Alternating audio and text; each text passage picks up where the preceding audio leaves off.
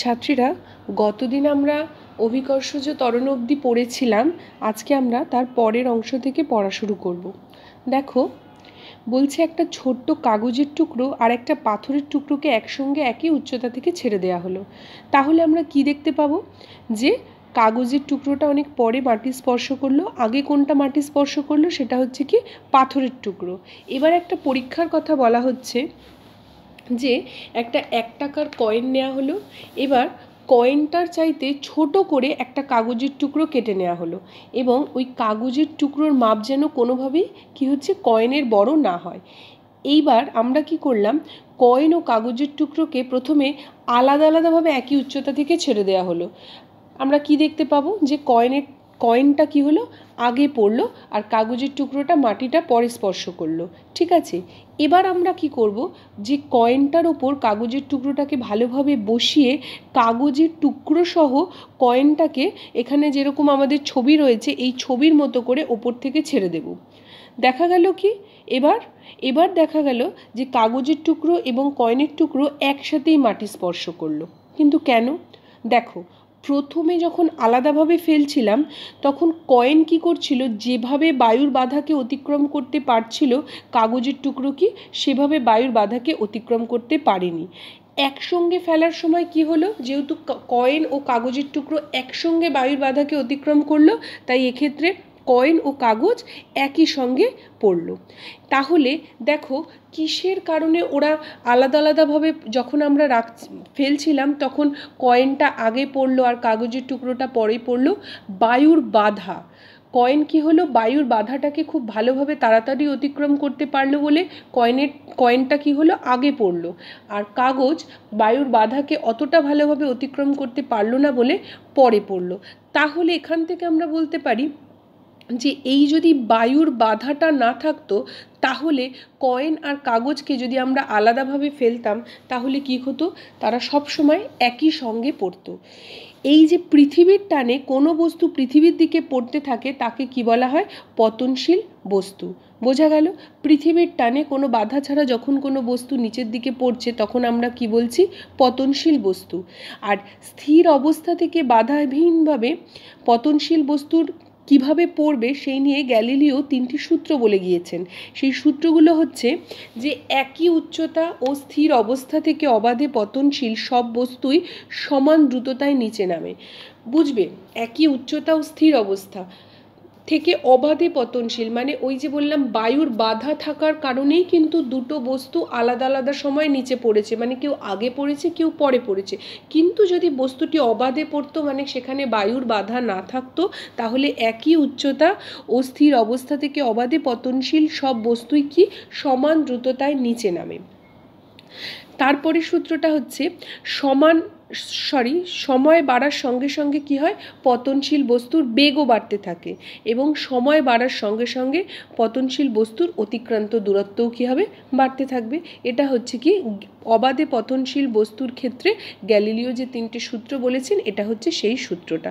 তাহলে আমরা বুঝতে পারলাম যে প্রথম ক্ষেত্রে কয়েন বায়ুর বাধাকে যেভাবে অতিক্রম করতে পেরেছিল, আমাদের পাতলা কাগজ সেটা অতিক্রম করতে পারেনি বলে কাগজটা পরে পড়েছে আর কয়েনটা আগে পড়েছে। কিন্তু যদি বায়ুর বাধাটা না থাকতো, তাদেরকে যদি বাধাহীনভাবে ফেলা হতো একই উচ্চতা থেকে, তাহলে কি হতো, একই সঙ্গে মাটি স্পর্শ করতো এবং সময় বাড়ার সঙ্গে সঙ্গে কি হতো, বস্তুটার বেগও বাড়তে থাকতো আর সময় বাড়ার সঙ্গে সঙ্গে পতনশীল বস্তুর অতিক্রান্ত দূরত্বও বাড়তে থাকবে। বোঝা গেল? এবার দেখো, বলছি পৃথিবীর ওপর দাঁড়িয়ে একটা পাথরের টুকরোকে সোজা ওপরের দিকে ছুঁড়ে দাও। কি হবে? পাথরটা যত ওপরে যেতে থাকবে প্রথমে কি হবে, বেগ কমবে। কেন বলো তো বেগ কমবে? ওপরের দিকে যাচ্ছে মানে কি, অভিকর্ষ টানের বিপরীত দিকে যাচ্ছে। আর কোনো বস্তুকে, যে কোনো বস্তুকে কি হয়, পৃথিবী তার নিজের দিকে টানে। এই টানটা কি কারণে? অভিকর্ষ টানের কারণে নিজের দিকে টানে। এবার যদি কোনো বস্তু বা কোনো পাথরের টুকরোকে আমরা ওপরের দিকে ছুঁড়ে দিই, কি হবে, পাথরটা যত উপরের দিকে যেতে থাকবে সেটার গতিটা কমতে থাকবে। কমতে কমতে সেই গতির উল্টো দিকে গিয়ে কি হবে, 1 সেকেন্ডের জন্য ওপর দিকে যখন পাথরটা যখন আমরা ওপর দিকে ছুটছি, ওপরের দিকে যত উঠছে ওর কী হচ্ছে, গতি কমছে। এক সময় গিয়ে 1 সেকেন্ডের জন্য পাথরটা স্থির হয়ে তারপর আবার কী হবে, সেই গতির উল্টো দিকে আবার কী হবে, পৃথিবীর দিকে ফিরে আসতে থাকবে। এটার কারণ হচ্ছে অভিকর্ষ টান। ঠিক আছে, অভিকর্ষ টানের দিকে কি হয় আমরা জানি, ত্বরণ হয়, ফলে ঊর্ধ্বমুখী বেগ তখন কি হবে, কম হবে, এবং এক সময় অভিকর্ষর দিকে কি হবে, তা বাড়তে থাকবে, ফলে পাথরটা ফিরে আসবে। এবার দেখো, যদি ভূমির সঙ্গে কোনাকুনিভাবে একটি পাথরের টুকরোকে ছোড়া হয় তাহলে তার গতিপথটা কি হবে। দেখো, সেক্ষেত্রেও গতিপথটা কি হবে, অভিকর্ষের টানটা কি আমরা জানি ভূমির দিকে। তাহলে আমরা যদি একটা পাথরকে কোনাকুনিভাবে ছুঁড়ি সেক্ষেত্রে তার গতিটা কীরকম হবে, প্রথমে চিত্রের মাধ্যমে বোঝো।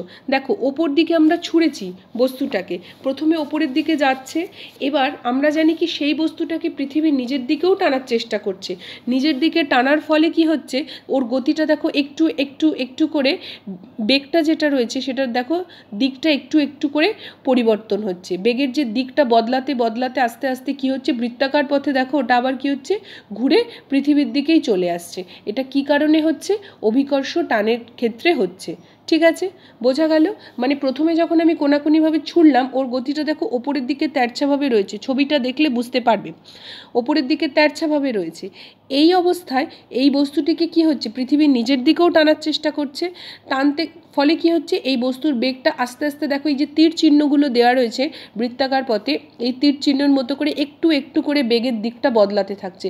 বদলাতে বদলাতে দেখো একদম শেষে যেখানে এসছে নিচের দিকে বেগটা হয়ে গেছে, এবং সেই নিচের দিকে বেগটা হয়ে যাওয়ার ফলে কি হলো, বস্তুটি আবার কি পৃথিবীর দিকেই ফিরে এলো।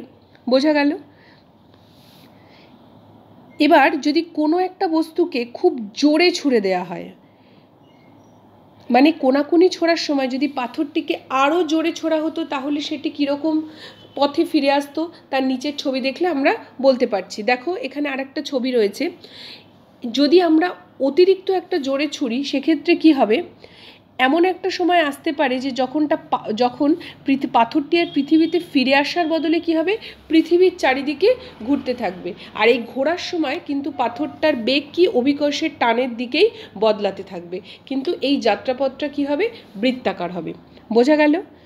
আর এইটাকে কাজে লাগিয়ে পৃথিবী থেকে আকাশে পাঠানো কৃত্রিম উপগ্রহ এভাবেই ছোড়ার ফলে তা পৃথিবীর দিকে ঘুরতে থাকে, পৃথিবীকে ঘিরে ঘুরতে থাকে। বোঝা গেল। মানে একটা নির্দিষ্ট জোরের পরে যদি আমরা আরও জোরে বস্তুটাকে ছুটতে থাকি, এমন একটা সময় আসতে পারে যে যখন পাথরটি পৃথিবীর দিকে ফিরে আসার বদলে কি হবে, পৃথিবীকে ঘিরেই ঘুরতে থাকবে। আর এই ঘোরার সময় কিন্তু পাথরটার বেগ অভিকর্ষের টানের দিকেই বদলাবে, আর যাত্রাপথটা কি হবে, বৃত্তাকার হবে। এবার যেটা তোমাদের আছে সেটা হচ্ছে স্থির তড়িৎ বল ও আধানের ধারণা। দেখো, আমরা বেশ কিছু সাধারণ ঘটনা আমাদের বাস্তব জীবনে দেখতে পারি এবং সেখান থেকে আমরা কিছু জিনিস আজকে বোঝার চেষ্টা করব। ধরো, তোমাকে একটা ধাতব ছুরি নিয়ে ধাতব ছুরি বা ব্লেড নিয়ে তোমরা কি করলে, থার্মোকলের টুকরোটাকে সাধারণ অবস্থায় ধরলে। মানে একটা ছুরি নিলে, ছুরিটা নিয়ে তুমি একটা থার্মোকলের টুকরোর পাশে সেটাকে ধরলে, দেখলে কি থার্মোকল আর ধাতব ছুরির মধ্যে কোনো আকর্ষণ বল কাজ করছে না। কিন্তু ওই ধাতব ছুরিটা দিয়ে যখন আমরা থার্মোকল কাটলাম বা কাটছি, দেখছি থার্মোকলের ছোট টুকরোগুলো ছুরি বা ব্লেডের গায়ে কি হচ্ছে, আটকে যাচ্ছে। আবার জোরে ঝাঁকুনি দিলেও সহজে তা ছাড়ানো যাচ্ছে না। ছাড়ানো যাবে, কিছুক্ষণ পরে দেখা যাবে আবার সেটা ছেড়ে গেছে, কিন্তু কিছু সময়ের জন্য দেখা যাবে যে থার্মোকল কাটার ফলে, মানে যখন আমরা কাটছি তখন সেই ব্লেড বা ছুরির গায়ে কী হচ্ছে, থার্মোকলের টুকরোগুলো আটকে যাচ্ছে। কিছুক্ষণ জোরে ঝাঁকুনি দিলেও তা ছাড়ছে না, আবার একটা নির্দিষ্ট সময় পর দেখা যাচ্ছে সেটা ছেড়ে যাচ্ছে। কিন্তু যখন আমি ব্লেড দিয়ে থার্মোকলটা কাটলাম না, তখন যদি ব্লেডটাকে আমি থার্মোকলের গায়ে ধরছি, দেখছিস তাদের মধ্যে কোনো রকম আকর্ষণ কাজ করছে না। এবার যদি আরেকটা আমরা উদাহরণ দেখি, দেখো শীতকালে শুকনো চুল আঁচড়ানোর পর, ধরো আমরা চুলটা আঁচড়ানোর সঙ্গে সঙ্গে চিরুনিটিকে যদি কয়েকটা কাগজের টুকরোর কাছে আনি, দেখব কি কাগজের টুকরোগুলো চিরুনির গায়ে আটকে যাচ্ছে। অথচ যদি আমরা চুলটা না আঁচড়ে মানে এমনি অবস্থায় চিরুনির সামনে কিছু কাগজের টুকরো ধরছি, তখন দেখছি যে কাগজের টুকরোটা কোনোভাবেই কী করছে, চিরুনিকে আকর্ষণ করছে না। বোঝা গেল? আর প্রথম ক্ষেত্রে যদি আমরা চুলটা, যেটা বললাম যে চুলটা আঁচড়াচ্ছি, আঁচড়ানোর পরে যখন কাগজের টুকরোর পাশে ধরছি, দেখছি হ্যাঁ কাগজের টুকরোগুলো চিরুনিটাকে আকর্ষণ করছে, যদিও সেই আকর্ষণটা খুব অল্প সময়ের জন্য রয়েছে, কিন্তু তবু একটা আকর্ষণ করছে। আর একটা উদাহরণ বলছে, দেখো বলছে শীতকালে ধরো ফোলানো বেলুন, একটা বেলুন নিয়ে সেটাকে আগে ফুলিয়ে নেওয়া হলো, নিয়ে এবার তুমি যে সোয়েটারটা পরে রয়েছো যেটা উলের তৈরি, সেই সোয়েটারের গায়ে ভালো করে ঘষে ছেড়ে দিলে দেখা যাবে যে সেটা সোয়েটারের গায়ে আটকে থাকতে চাইছে, পড়ে যাচ্ছে না।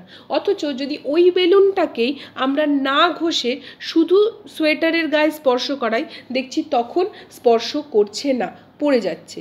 দেখো উপরের এই যে ঘটনাগুলো আমরা বললাম, প্রথমে একটা হচ্ছে থার্মোকল দিয়ে ব্লেড কাটার ফলে থার্মোকলগুলো ব্লেডের গায়ে আটকে যাচ্ছে, তারপর চুলটা আঁচড়ানোর পরে চিরুনিতে কাগজের টুকরোগুলো আটকে যাচ্ছে, বা ফোলানো বেলুন শীতকালে শীতের পোশাকে ঘষার ফলে পোশাকের গায়ে আটকে যাচ্ছে।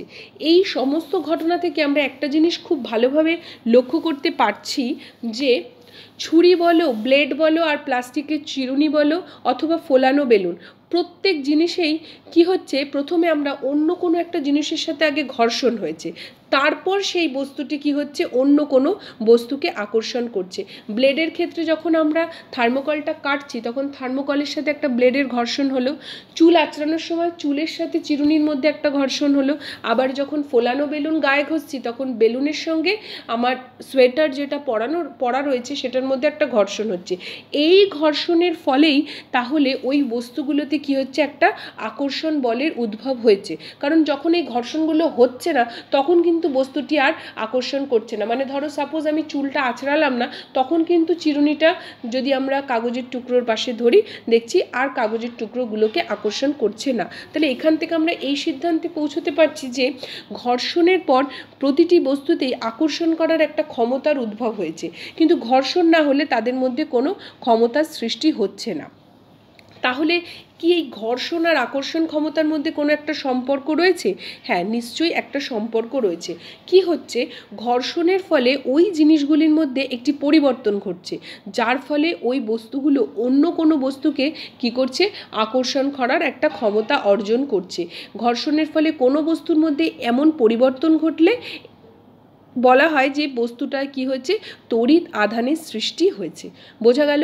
ঘর্ষণের ফলে এই যে ব্লেড বা চিরুনি, এগুলোতে কি হচ্ছে, ঘর্ষণের ফলে ওই বস্তুটিতে একটা আধানের সৃষ্টি হয়েছে।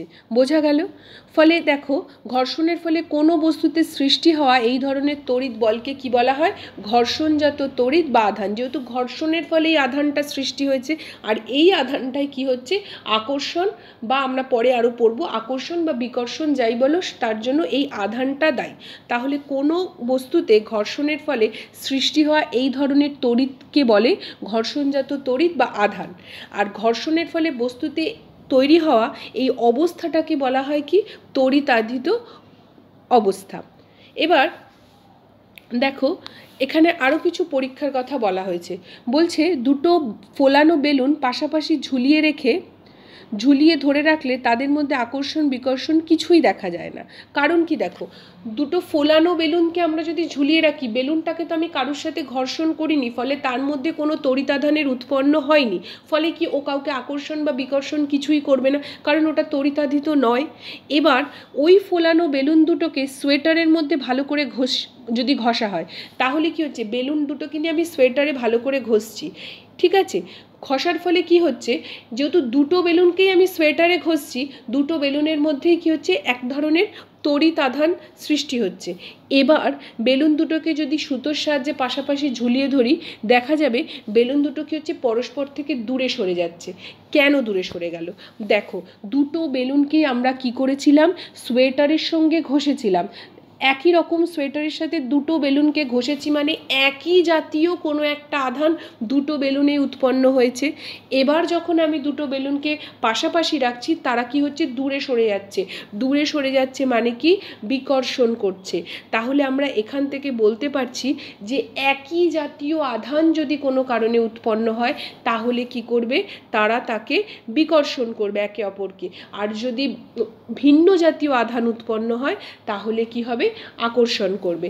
এবার দেখো বলছে, অথচ ওই বেলুন দুটোকে সোয়েটারে ভালো করে ঘষে ছেড়ে দিলে তারা সোয়েটারের গায়ে আটকে থাকবে। কারণ কি, সোয়েটার আর বেলুন যখন ঘষছি, সোয়েটারের আধান আর বেলুনের আধান কি, ভিন্ন জাতীয় আধান উৎপন্ন হচ্ছে। আবার ঘর্ষণের ফলে সোয়েটার আর বেলুনের মধ্যে কি হচ্ছে, আকর্ষণ বল সৃষ্টি হচ্ছে। বোঝা গেল? কিন্তু বেলুন দুটোর মধ্যে যেহেতু একই আধান উৎপন্ন হয়েছে, তাই বেলুন দুটো কি করছে, একে অপরকে বিকর্ষণ করছে। বোঝা গেল? বেলুন দুটোকে একই বস্তু দিয়ে ঘষা হয়েছে, যেটা আমি আগেই বললাম তোমাদের। অথচ তাহলে নিশ্চয়ই কি হচ্ছে, দুটো বেলুনের মধ্যে একই অবস্থার সৃষ্টি হয়েছে, এবং বেলুন দুটোতে সৃষ্টি হওয়া তড়িতাধান নিশ্চয়ই তাহলে কি একই জাতের। তাহলে এই ধরনের তড়িতাধিত দুটো বস্তু কি হবে, একে অপরকে বিকর্ষণ করবে। তাহলে এখান থেকে আমরা একটা সিদ্ধান্তে উপনীত হতে পারলাম যে একই জাতের তড়িতাধান কি হয়, পরস্পরকে বিকর্ষণ করে, আর ভিন্ন জাতের তড়িতাধান পরস্পরকে কি করে, আকর্ষণ করে। বোঝা গেল? এবার দেখো, একটা পরীক্ষার কথা বলা হয়েছে, পরীক্ষাটা ভালো করে বুঝবে।